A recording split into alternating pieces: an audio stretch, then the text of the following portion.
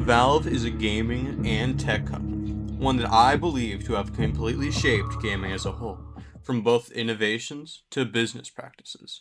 But first, we must start with Gabe Newell. Hi, this is Gabe. Gabe Newell was born on November 3rd, 1962, Colorado. He would be schooled at Harvard University, but eventually would drop out to join Microsoft. Valve would then begin with Gabe Newell, Valve's current CEO, and Mike Harrington when they left Microsoft to found their own company, that being Valve. Valve's first game would be Half-Life, releasing on November 19th, 1998, using id Software's Quake engine. Half-Life would differ from the norm of games at the time. Rather than being just a shooter like Doom, Half-Life would tell a linear story as he went through with seamless transitions. The enemy AI was also much more advanced. Rather than the AI just moving from point A to point B before shooting, Half-Life's AI would react to the player, such as positioning, tactics, and the remaining amount of enemy AI allies. The game would even be modded, leading to such other titles as Counter-Strike and Day of Defeat. The first Half-Life would even receive over 50 Game Awards. In the first Half-Life, you play as the one and only truly free man, Gordon Freeman. You were a scientist at Black Mesa when during an experiment you accidentally create a dimensional rift between Earth and Xen, known as the Resonance Cascade.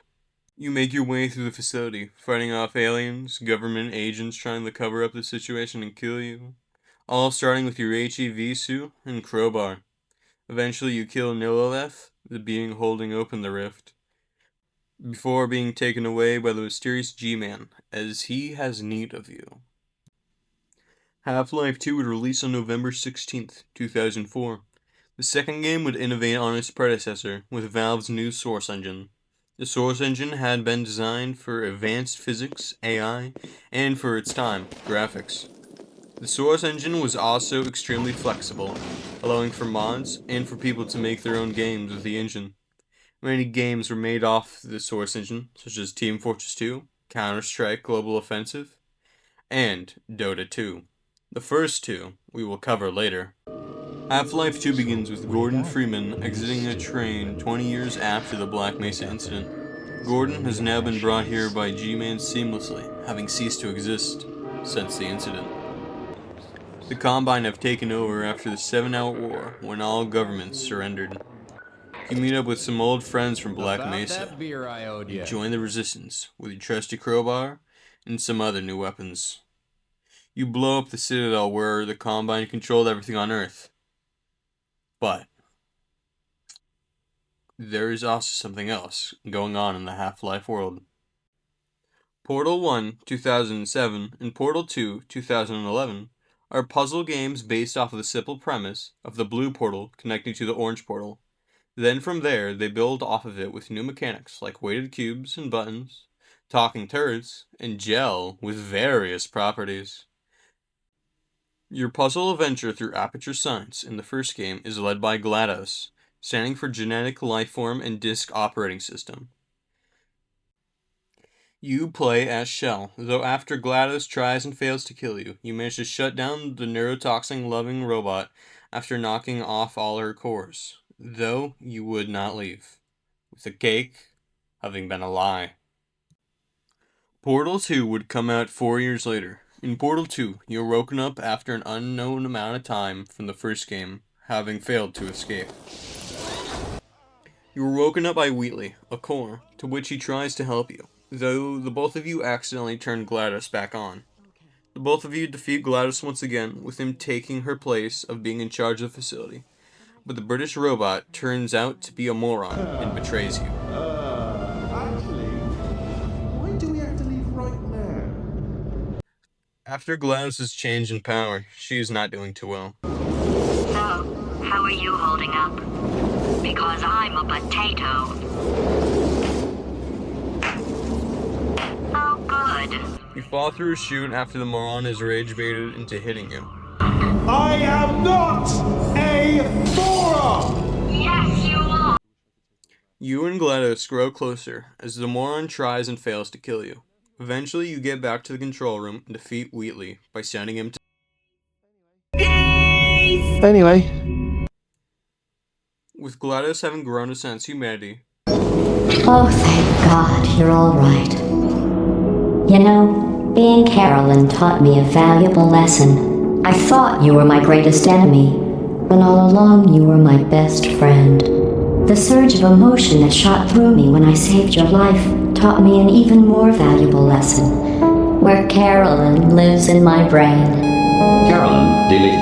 Goodbye, Carolyn. You know, deleting Carolyn just now taught me a valuable lesson.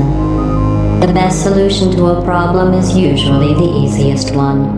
And I'll be honest, killing you is hard. You know what my days used to be like? I just tested. Nobody murdered me, or put me in a potato, or fed me to birds. I had a pretty good life. And then you showed up, you dangerous, mute lunatic. So you know what? You win.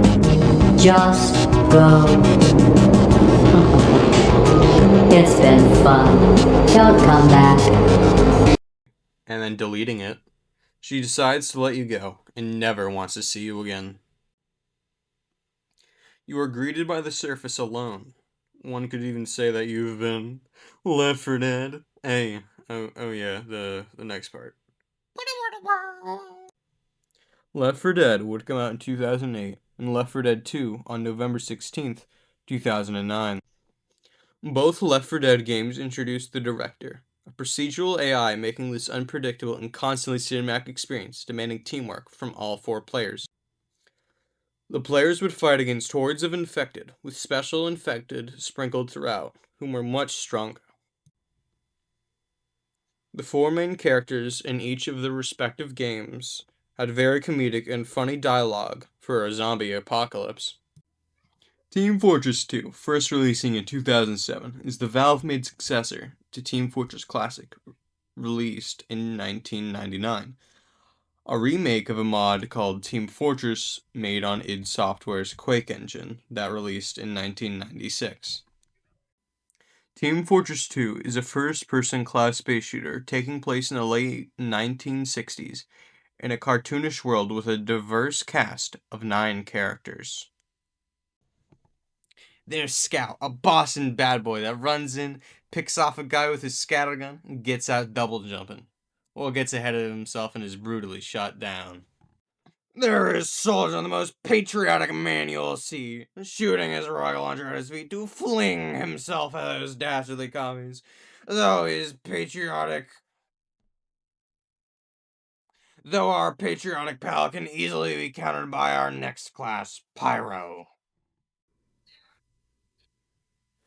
Pyro is well, we don't actually know much of anything.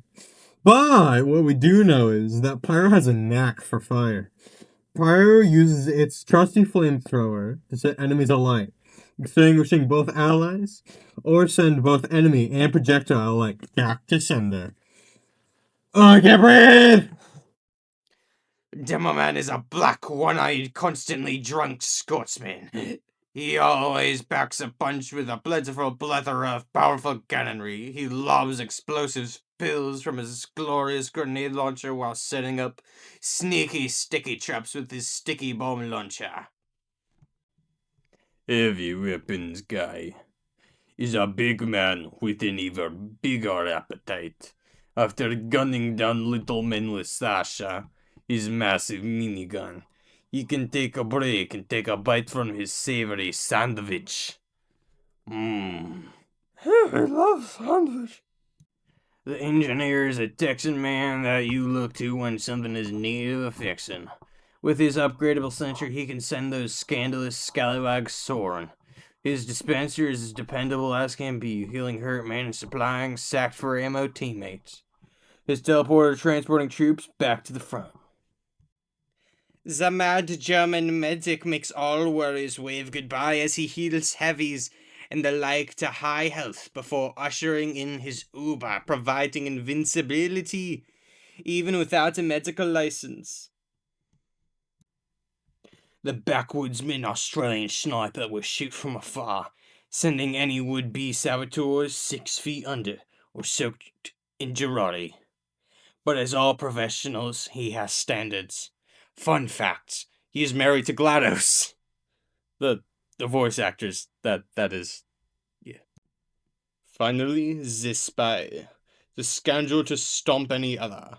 Sapping centuries and buildings of sorts before backstabbing blue baddies after deceiving foes with his disguises, and going imperceivably invisible with his watch.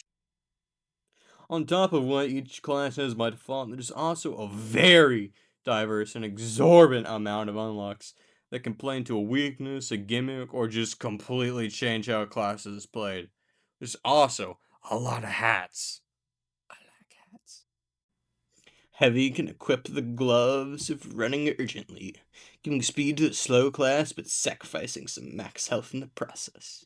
Soldier can get the undamaging rocket jumper, equip some boots, and fly through the air hitting people with a shovel. This is Trollger.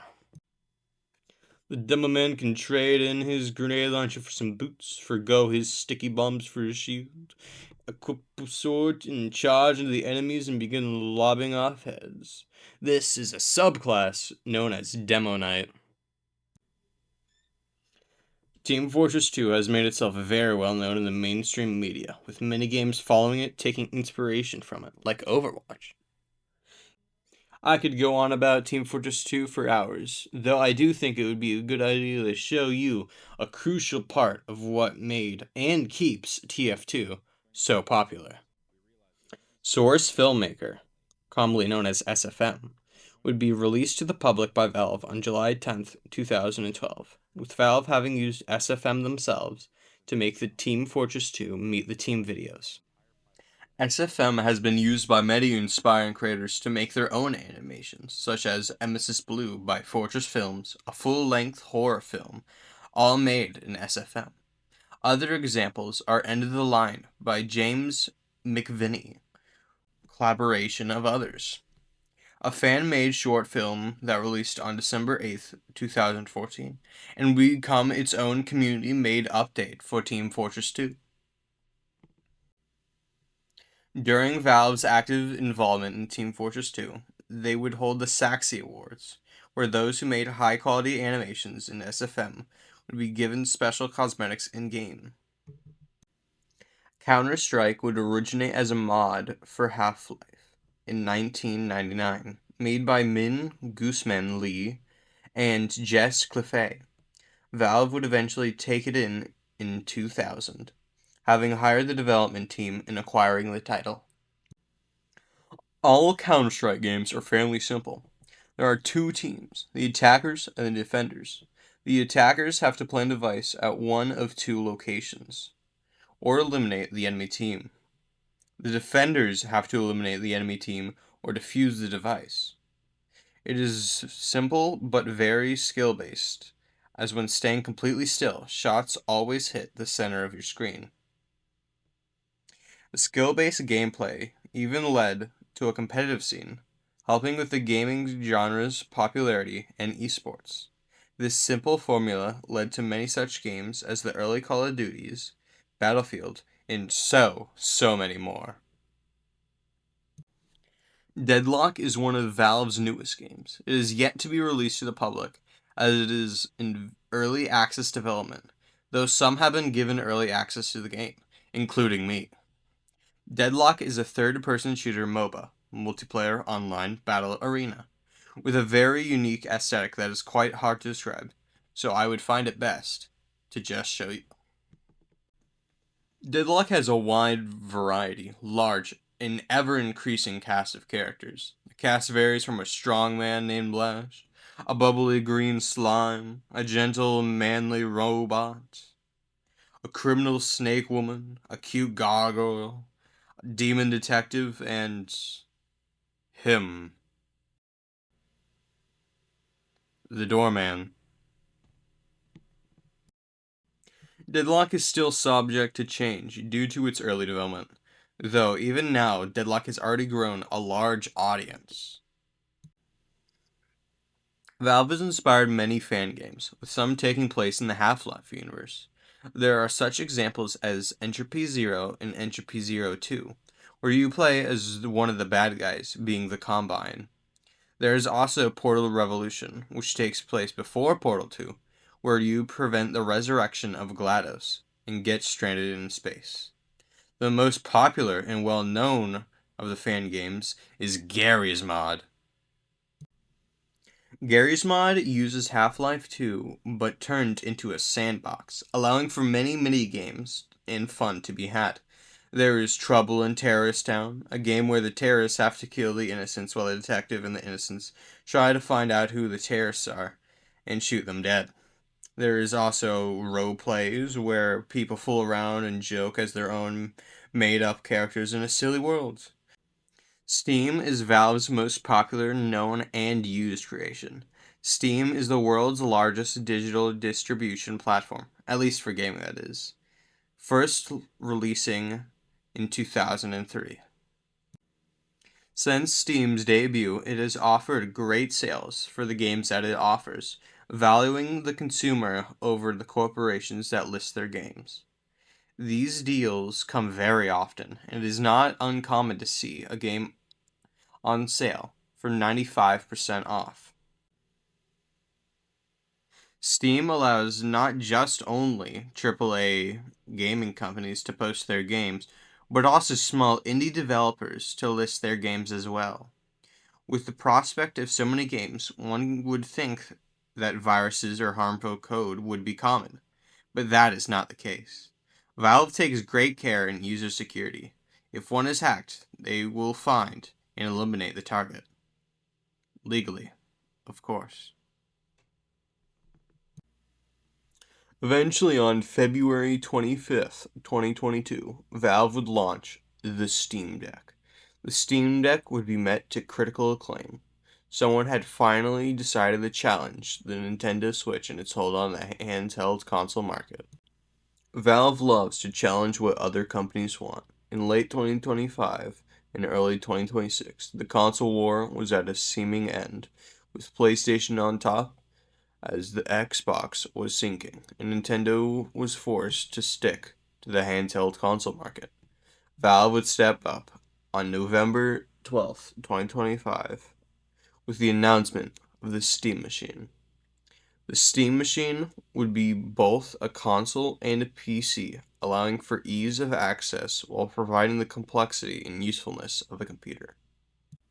Valve isn't perfect though. Around 2019 to 2022, 2 years or so after Valve released their unofficial last update, that being Jungle Inferno, bots would begin mass invading TF2 servers. This was caused by the unintentional release of TF2's source code. Automated AI bots would choose a sniper class and instantly headshot anyone. The bots would make up the majority of the players in one lobby, making real players unable to vote kick them or prevent themselves from being vote kicked. TF2 was under attack, and by no means would the community remain silent. The TF2 community would attack back, doing whatever they could to get these bots removed. Around May 2022, the TF2 community, with the support of prominent community figures, including the TF2 voice actors, would cry out to Valve to do something. They cried #save TF2. But Valve would remain silent. That is until the summer of 2024. In the new #fix TF2 campaign, Valve initiated a mass ban wave, culling thousands of cheaters and implementing their still ongoing anti-bot measures through VAC. I hope that this video has sufficiently proved to you that Valve is very important and a crucial part of gaming history. Valve has a history of hiring those that make the original games that they take in, and those who have helped them. In and of itself, they have completely changed the landscape of gaming. Without Valve, gaming would be far more predatory to the consumer. I can also say confidently that without Valve and Gabe, I would not be the man that I am today. For the better, obviously. Right?